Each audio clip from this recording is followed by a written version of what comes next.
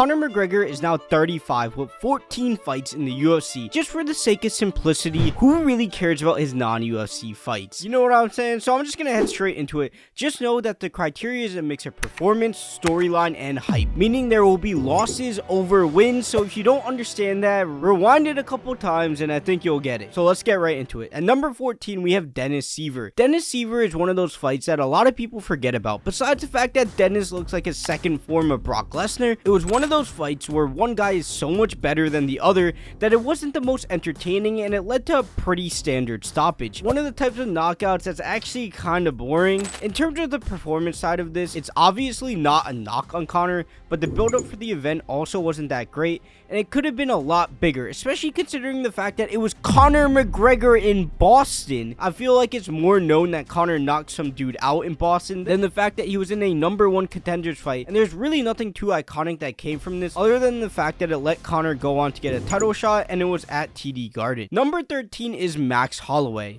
Now, you could argue this should be last, and honestly, I think the only reason that it isn't is because I've got some bias because of what Max did after this. But this was one of the sole boring performances of Conor's career. He did turn into a wrestler at times too, and he did also get injured in the fight, and Max was too much of a youngin at the time to actually touch Conor. Fun fact, this did start Max's run to the title shot, but besides the fact that when you historically think about it, it's cool, there wasn't anything spectacular about this fight in general, and once again, I think most new fans don't even know this happened. At number 12, we have Dustin Conor 3. Now, I know this is gonna shock a lot of you, but this was literally the biggest letdown ever. Everyone gathered all their friends to go and watch it. Me and my boys pulled up to a movie theater to watch it, only for that to be how it ended. With this super exciting first round too, there was so much potential for this fight to be hype, with Conor jumping guillotine, both doing well on the feet, Dustin putting on the ground and pound, and I remember everyone thinking Conor got knocked down again, when in reality his foot broke in half. But the build up to this one was weird because Conor manually decided no more Mr. Nice Guy, the whole I'm going back to the champ mentality thing. And honestly, the beef felt more manufactured than the YouTube diss track era. Conor was bugging out over the charity thing and you could tell he was doing it to fire himself up. We all just sat there and watched it happen and decided we were going to act like the beef was real, only for him to then make it actually real at the press conference. But even though Conor's lines at the press conferences were kind of boneheaded and his accent got thicker out of nowhere, it was just really strange, just because of how the fight went too, not really getting a conclusive ending. It slots down here for me personally, but if you did enjoy the build-up and especially the drama afterwards, because that was cinema in itself, you could argue this should be higher, but as you're going to see, the blend between build-up and performance is going to get really difficult. Coming in at number 11, we have Brandao. So I know what you're thinking, chill. Calm down. Yes, normal stoppage. Yes, a pretty calm build-up. Yes, some people don't know this fight actually happened, but the Dublin part of it is what makes it rank this high for me. The fact that Conor actually had this fight in Dublin with the crowd going crazy, giving one of the most iconic post-fight speeches of all time, and we got some of the best lines in interviews there. The amount of lines he gave in interviews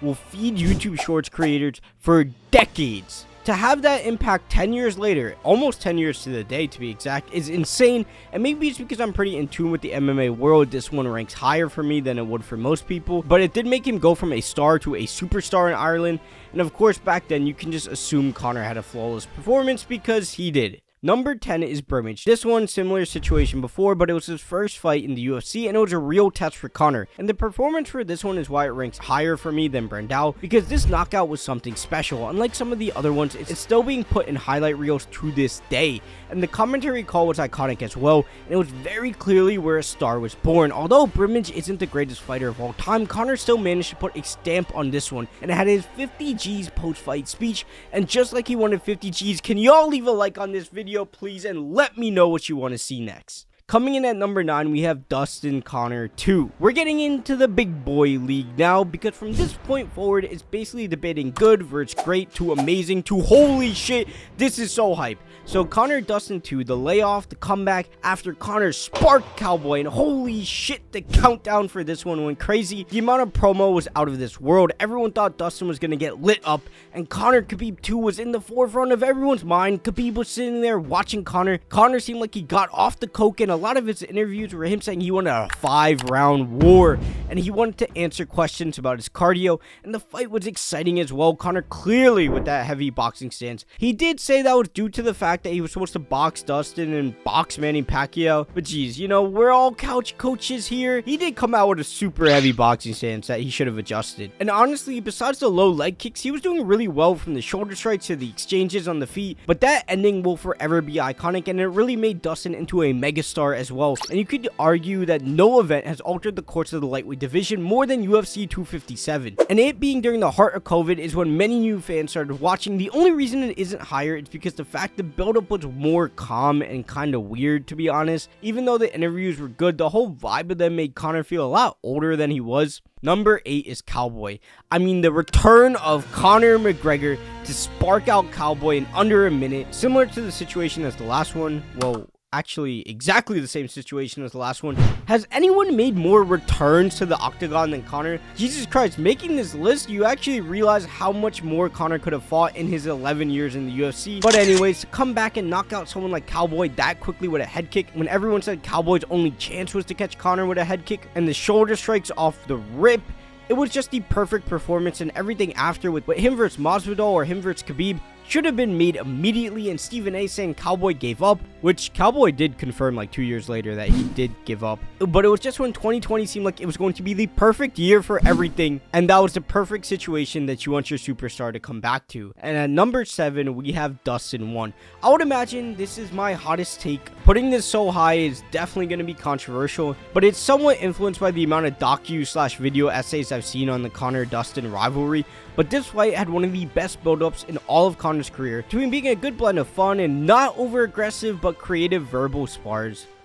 Verbal spar? Who the fuck do I think I am, Shakespeare? Anyways, the performance backed it up too, and this was an exciting fight for how long it lasted, and Conor did exactly what he said he was going to do and bounce his head off the canvas after calling him every insult from P-head to hillbilly. This was also the first super difficult opponent of Conor's career, and he knocked him out like that, and it started one of the craziest rivalries of all time. Coming in at number 6, we have Nate 1. The fact that this fight even happened just baffles me on so many levels. Like, it was supposed to be Conor RDA, then RDA pulls out, Nate got a win and called him out, so they just made the fight. And Nate is a skinny lightweight, but they went from 155 to 160 all the way up to 170.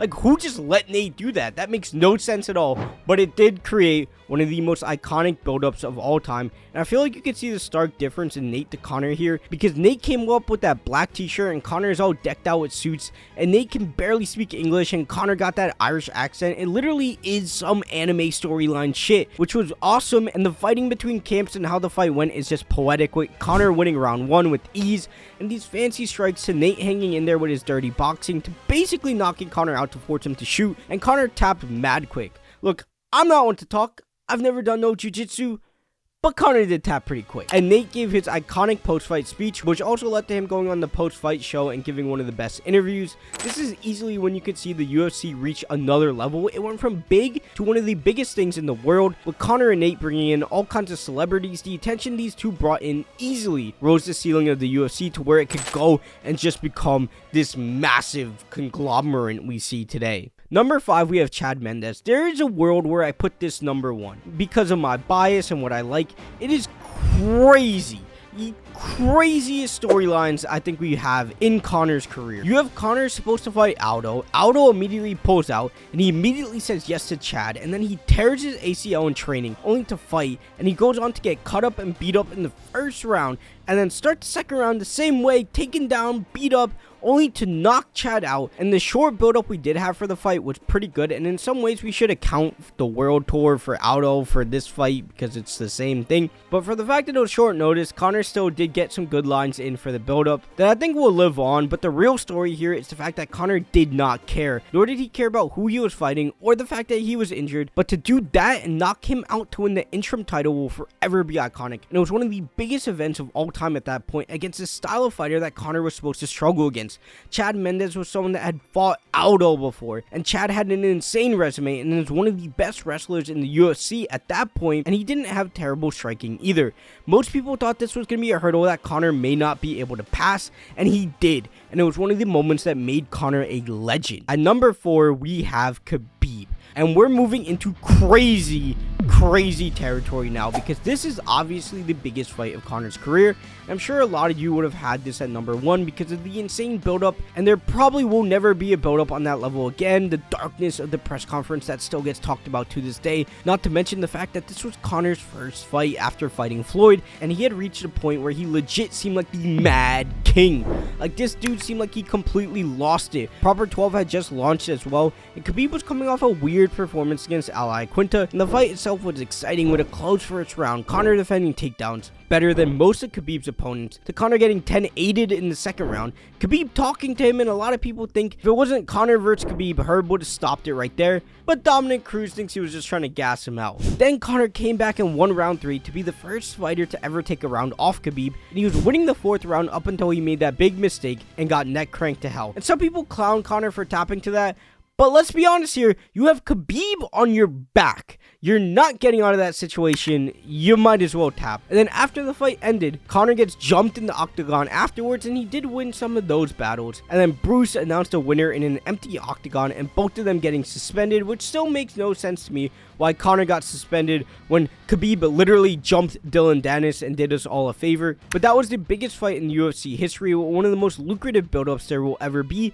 and who knows where the UFC would be today if it weren't for that fight. Coming in at number 3, we have Conor vs. Eddie. This was when Conor's disrespect rose to another level, but it was more of like some kid when he beats you in a video game. He was straight up just mocking everyone, and Eddie was not a worthy dance partner for those press conferences, because Eddie legit stood no chance to Conor. Conor was out there rapping in his Gucci mink suit, and a lot of people think that this is where it went wrong for Conor, because he was arrogant, and some people think he didn't train as hard for this fight, only to deliver the single greatest performance in the history of combat sports, and flawlessly knocked out Eddie Alvarez with the best combination many of us have ever seen, to become the double champ and deliver the most iconic post-fight speech of all time, while being the first UFC fight to ever be held in Madison Square Garden. This was a culmination of a lot of things going right for the UFC, and it led to Conor going off to boxing, and whether that's a good thing or not will be debated till the end of time, and who knows if Conor would have defended either of his belts earlier. But this performance and this card was probably the most important thing to happen to the UFC